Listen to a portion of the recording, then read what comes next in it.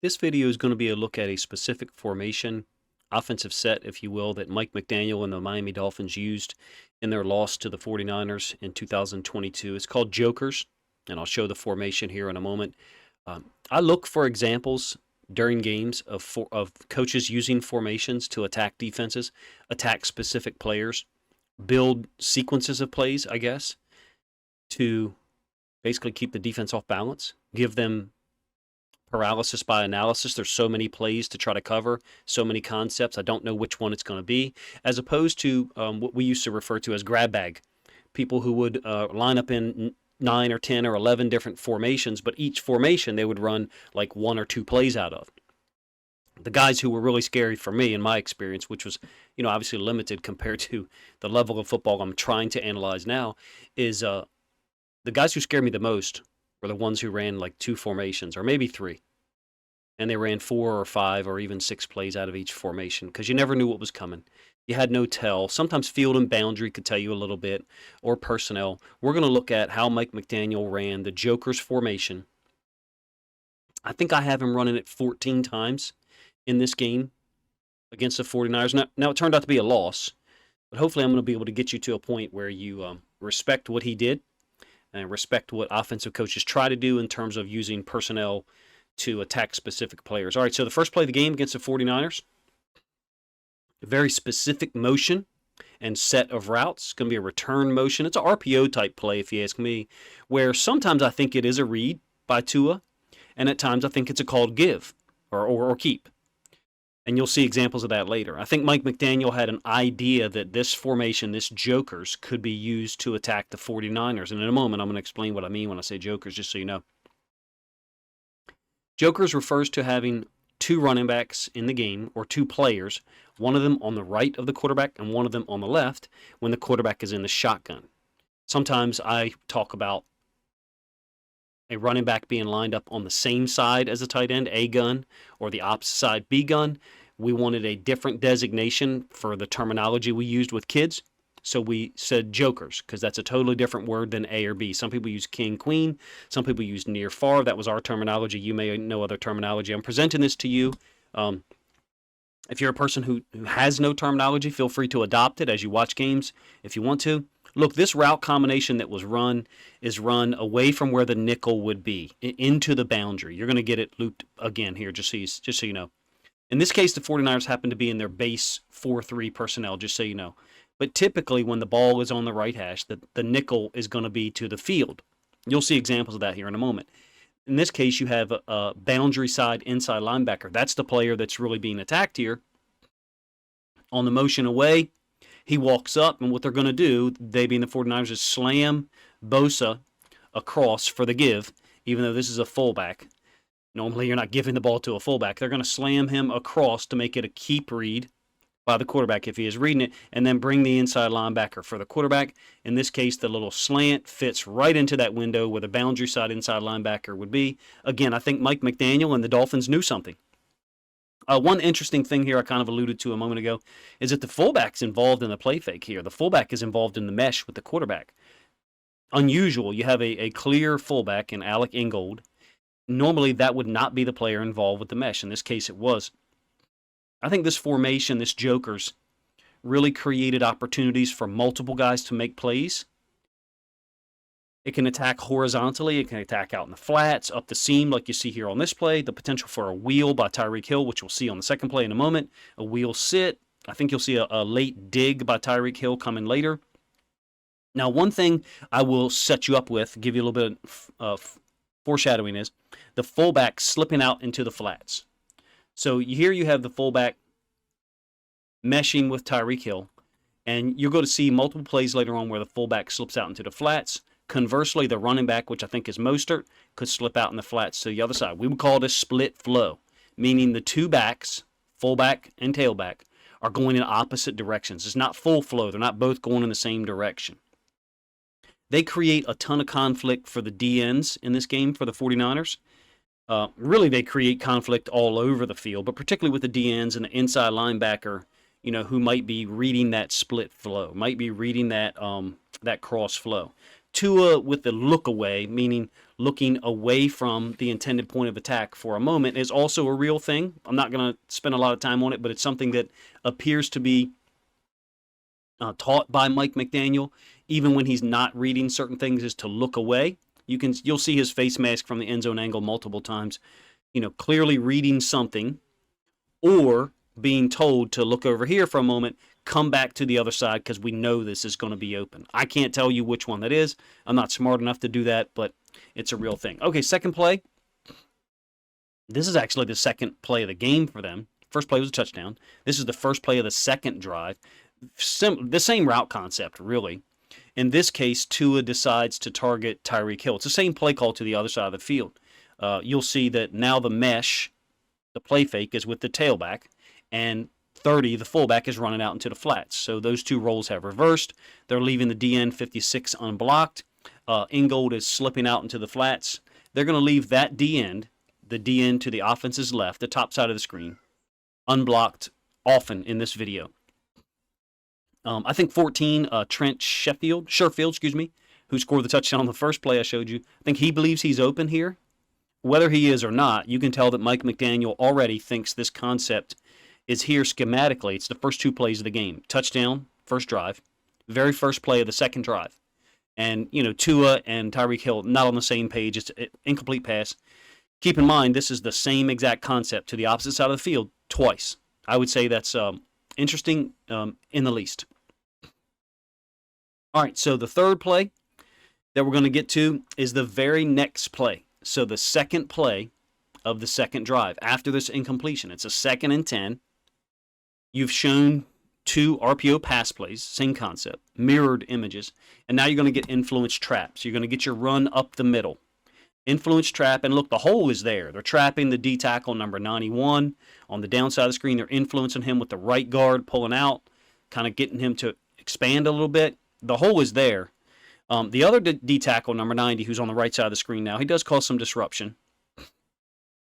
And then the Dolphins are not, because of that disruption, the Dolphins are not able to block the backside DN, the DN number 56, who's unblocked often in this game. Sometimes it's number 94, and a few times they move Bosa over there.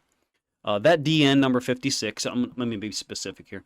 That DN number 56 up here, he would be the read man in a zone scheme where the running back is crossing face and he's being read.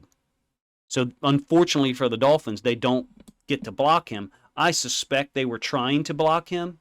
Didn't mean to do that, my apologies. I suspect they were trying to block him with Ingold, or at least put him in conflict with Ingold if he wasn't going to block him, then run out into the flats, just basically occupy him the same manner they're occupying him on these other concepts, forcing him to decide, okay, is the fullback going to cut me? Is the fullback trying to cross my face? Should I go cover him? Should I attack the quarterback?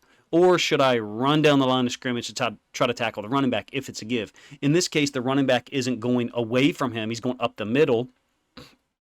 I don't think Ingold is designed to block that D tackle. That D tackle number 90, again, I think he was disruptive. But look, to this point, you've got three plays. You've got RPO pass, touchdown, RPO pass, incomplete. And now you got a trap up the middle, all from the same formation, all in the first three plays of the game.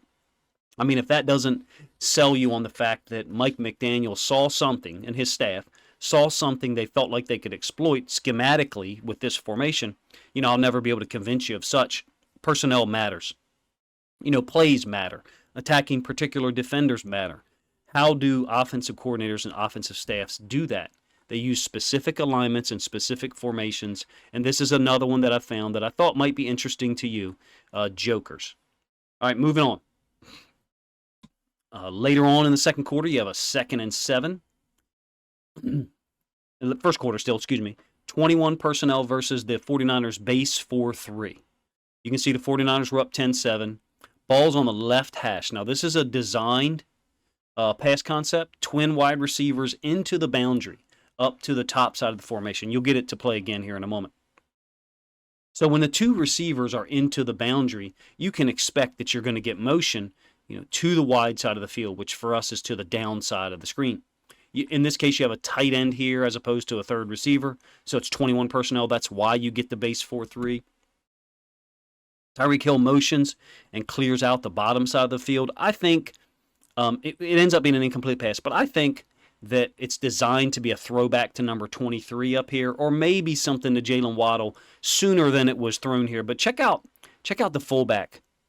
Again, he cuts the DN, number 56, to the top side of the screen. The defense is right, the offense is left. Same DN that made the tackle on the trap play. Same player. In this case, Ingold is cutting him or attempting to cut him.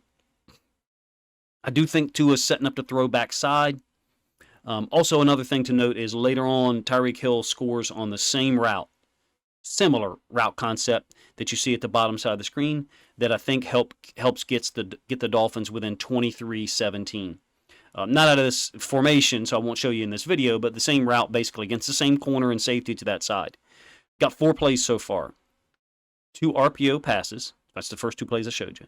Influence trap. Now you got a designed play action with no read, where the fullback is cutting the D end on the defense's right, the top side of our screen. So you got 4 plays, and we're only still in the first quarter.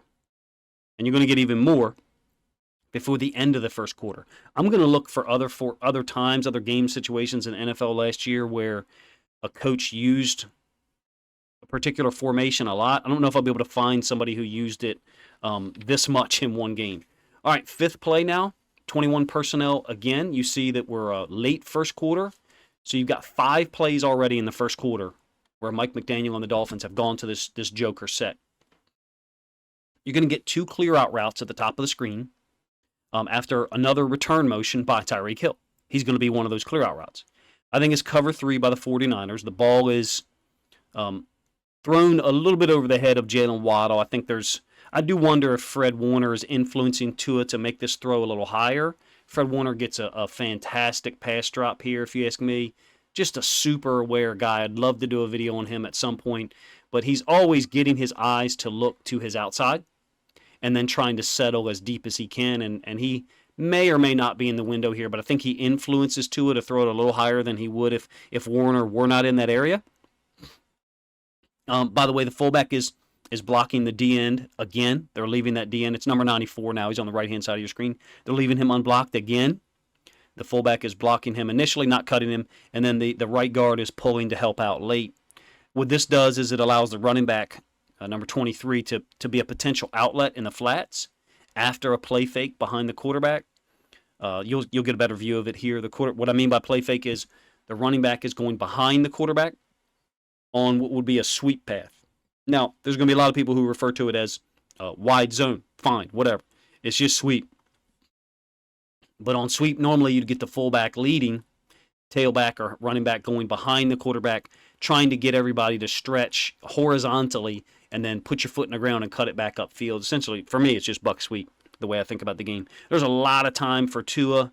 The only thing I can think is that McDaniel had some data that down here in this area of the field, the 49ers would be in a cover 3, because I had not seen cover 3 to this formation to this point. So he must have had some information he's going to get cover 3, and so he chose to call this play and attack it in this manner. Ball's a little bit overthrown. Great effort by Waddle, but again, I wonder if Warner is in the window and influences this throw to be high. But in any case, late first quarter, I think the next to last play of the first quarter, and you've already got the Dolphins in this joker set 5 times. One of them was twin jokers, so you had a tight end. The rest of them were spread jokers. So now, literally 1 minute of gameplay later, I think 2 plays later, first play of the second quarter, again, Niners up 10-7, spread jokers. Same formation, but now the tight end and Tyreek Hill have switched. It's a 1st and 10 near midfield, 49ers in their base 4-3 again, and you get the pin down and the lead sweep, which I had just talked about. I feel like they had kind of set it up in terms of, hey, let us show you this backfield action. And now they run the sweep. Look, Tyreek Hill misses the block. He just whiffs on it, all right? You got a pin down by the tight end. You're going to see it again. I've been letting these loop multiple times, so you'll have to let me know if you like it or not. The D end on the offense's left is left unblocked once again. It's 94, not 56. And the tight end successfully pins him, that you see coming in from the side of the screen here. Now, unfortunately, like I said, Tyreek Hill doesn't even touch the inside linebacker up here. even if he could touch him and get his hands on him, he may not be able to successfully block him, but the guy wouldn't be able to disrupt the whole flow of the play, the whole track of Raheem Mostert like he does here. I do think it's a good call to complement what the Dolphins had done so far. 2 RPOs up the seam, influence trap play, and then the design play action against cover 3 that I showed you that was incomplete to Jalen Waddle. And now they're giving you an outside flow run play where you got full flow. Full flow meaning both backs going in the same direction.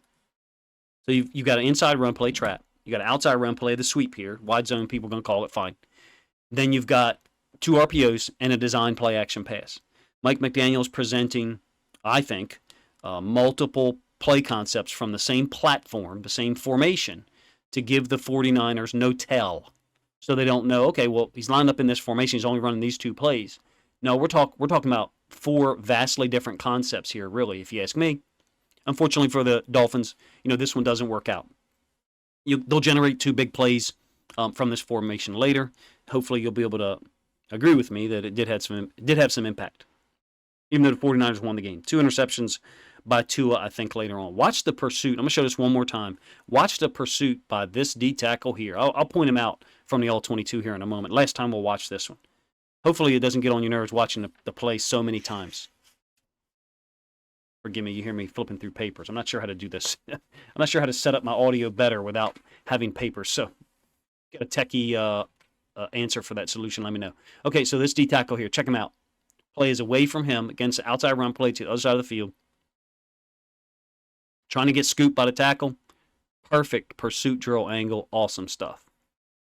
All right, 7th time that the Dolphins have used this formation is less than 1 minute later. Still 14 minutes left in the second quarter. We're talking jokers 7 times now in the opening 16 minutes of gameplay. Heavy usage, if you ask me, compared to what I've seen from the Dolphins. And at this point, I've watched 4 complete games of offense. This was the first video I chose to do. Again, the D end unblocked. Same motion by Tyreek Hill. Same split flow action by the running back and the fullback. Remember that D end to the left? They left him unblocked. They've cut him. Now Ingold has pass pro'd the D end, 94 on the previous play. Now they've left him unblocked. Ingold runs outside of him, crosses his face into the flats, and gets a completed catch. I think it's like 6-yard gain. They're running this away from the nickel defender into the boundary now. So they're forcing the boundary side inside linebacker to cover it. And look, I think he does a pretty good job after basically getting chipped by Sherfield. And I'll pause it here in a moment so you can see what I mean. So I'm talking about this inside linebacker here is basically going to be chipped somewhere in this area by Sherfield. It's quite intentional, the route, to try to get the fullback open out into the flats. Again, leaving that D end unblocked. It's a conceptual thing. Look at the effort by Sherfield clearly to chip him. This is a design play, if you ask me. McDaniel is revealing his cards 1 card at a time, using the Joker's formation. Now, keep in mind, there's other formations being used throughout this game. I'm not showing you those. I'm only showing you this story. I'm going to call it storylines, meaning it's like a movie, in my opinion, where you've got multiple storylines being shown to you, and maybe a great director and producer and actors, they weave those storylines into one story, one culminating point at the end. For me, that's the best analogy I can make right now, is that you've got multiple storylines happening throughout the game at the same time. This one, the Joker's formation, happens to be the one that I picked. All right, next play number 8, and we're still only early second quarter. Score's tied at 10. Keep that in mind. We're only early second or mid-second quarter, I guess. And this is now the 8th iteration of Jokers, spread Jokers again on a 1st and 10. The motion is now with Sherfield. And look, you get the same split flow by the running backs. Ingold cuts Bosa. Bosa, super athletic move to replant, post his hands, and just keep on going to the quarterback. He's able to get into his face. I would call this a smash concept. The throw's a little high again. I think that it's possible Bosa influenced it. I'm not here to judge Tua, inaccuracy, accurate, whatever. I think the defense showing incredible effort here, trying to deal with the scheme, which puts them in a lot of conflict. That D end on the 49ers right, the Dolphins left has either been cut or unblocked multiple times. They're freezing him, basically, with so many different options. They're giving the corner a route to deal with in front of his face. I think it's Sherfield, and then Jalen Waddle on the corner route over the top. Ball is high. One complaint, I guess, that you may make here, if you're a Dolphins fan, is consistently asking the fullback to deal with the D end, but they're putting him. This is not how I feel, but I could foresee someone having that complaint. I could imagine someone saying that. Why are we having a fullback deal with the D end all the time? We're paying our left tackle, millions of dollars, et cetera, et cetera. I could understand it, but I feel like they're putting the D end in so much conflict that complaint is, I don't want to say it's not valid. It's just not something I believe in. I think that you can do this, maybe not as often as the Dolphins are doing it. Look how athletic Bosa is. This is an example, if you ask me, of Tua looking off again.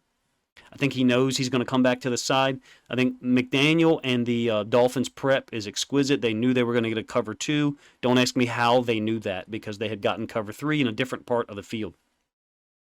But in any case, I think Tua's throw might be a little more accurate if Bosa's not there. So if you want to complain about the pass pro element, go right ahead. All right, third quarter now. I think early third quarter, 17-10 Niners.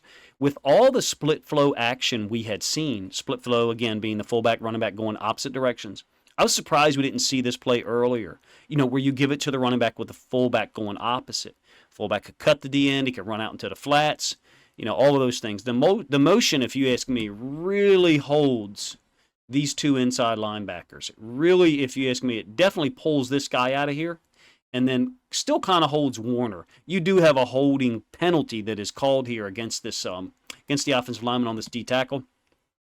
You're going to get the all-22 in a moment. I think this is intentional. I think they're intentionally running this back toward where the nickel defender is. Again, the ball's on the left hash. This is the nickel defender. And you notice, too, the wide receiver that's in, can't remember how to say this guy's name. Craycraft, I think, but I could be wrong. He's going to go up and block the corner, and they're leaving the nickel defender unblocked. I think that's by design. They're going to make him tackle.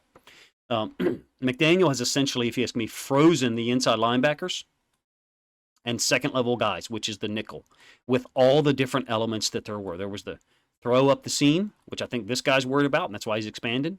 There's the fullback out in the flats, which also put this guy in conflict. There's cutting the D end, puts him in conflict. Now they're basically combo or double teaming the D tackles. Mostert is reading it. Ends up being a huge gain that's called back for the holding penalty. I think this formation in particular and the diverse number of plays really froze a lot of those second-level guys. And again, look, I think 91's being held by two guys at some point. I think they're actually grabbing his jersey at some point during this play, both of them, maybe at the same time. But I still think 91 does a smart job of falling off balance to make it clear that he's being held. If he were not held, he would have a much better opportunity to make the play. That's just the way I look at it. To me, that needs to be the standard. I have actually heard referees, not at the NFL level or college level, obviously, high school, say, I don't think he could have made that play, coach. I'm like, it doesn't matter. It's a hold. I've actually heard people say that to me in a manner that pissed me off.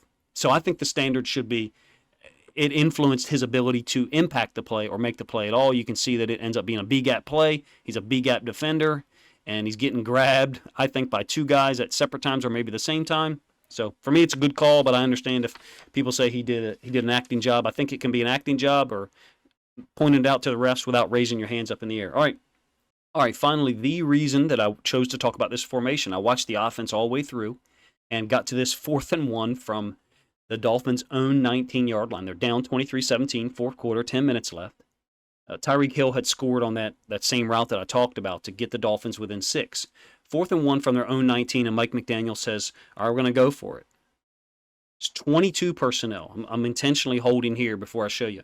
It's 22 personnel, so 2 running backs, 2 tight ends. So pre-snap, the 49ers, I'm talking about before they line up. I'm not talking about the picture I'm going to show you in a moment, which is intentionally why I'm holding the screen here. The 49ers are in their 5-2 goal line look, as you'll see in a moment. They're thinking run. They're not in their base 4-3. They're thinking run. This is a D end. This is a D end, Bosa. There's their 2 inside linebackers. It's a 5-2 look. Not outside linebackers, walked up. Those are D ends. So because they were anticipating run on a 4th and 1 from the Dolphins' own 19. Really, it's just past the 18. Nope. Joker's twins. Not spread. Joker's twins, which I showed you earlier, 22 personnel. Guess what concept it is? Split flow by the running back and the fullback, leaving the DN 56 unblocked, just like they have all game. A flat wheel by the number 2, which is the tight end up top. I think it's Gesicki, I believe. And then a little curl sit by Tyreek Hill, inside release. Very similar concept to the first play that I showed you, actually the first 2 plays I showed you, except instead of Tyreek Hill running, a seam, slant, up the field, he's sitting down because it's 4th and 1. He's trying to convert the first down. Tua's left-handed, so that's why this play's run to the left. Look, the fullback's open. It's a perfect call. The fullback is open. Tua's open to run. Tyreek Hill catches it, for the first down. Why did Mike McDaniel go to this? Because he had set them up all game, using this formation, using the diverse play calls and concepts to attack them, essentially freezing multiple guys.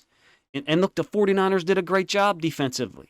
This isn't saying they didn't do a great job. They did. They're tough as nails, and they're prepared, and they like to keep things in front, even though Tyreek Hill got behind him, for the big touchdown later. And Sherfield, I hope I'm saying his name correct, Sherfield hit him for the touchdown on the first play of the game.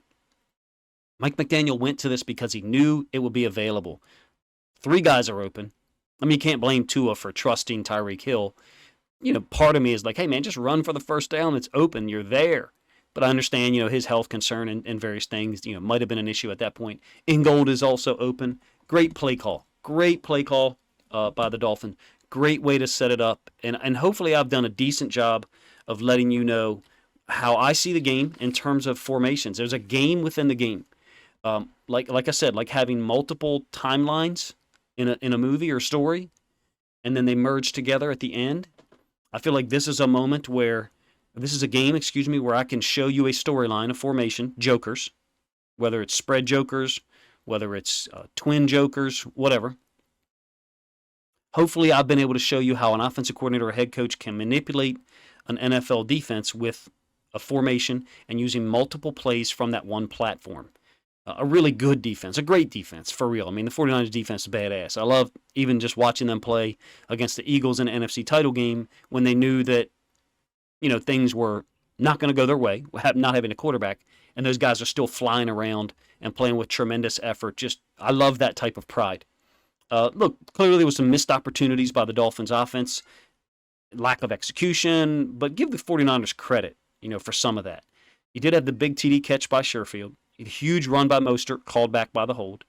Then this 4th and 1 conversion. Look, I find that the game is not just about personnel that works or personnel advantages. It's about creating a platform to allow that to utilize that personnel in the most efficient way possible. And for me, that's formations. Putting your best players, or some of your best players, in advantageous positions based on where they line up pre-snap and how the defense is going to match that alignment. I think that's what formations are. That's my definition of them, or at least how I'm saying them in this video. If you enjoy this video, please let me know in the comment section. I would like to keep doing these specifically for AFC offenses. I am going to do one based on the Eagles. I have a really good friend who's an Eagles fan, so I'll definitely do one of these for him and for his friends. If you enjoyed this video, please let me know in the comment section, like I said, and then please consider grabbing a link to this video, sharing it out on social media to hopefully allow this video to get more reach. Appreciate you guys' time.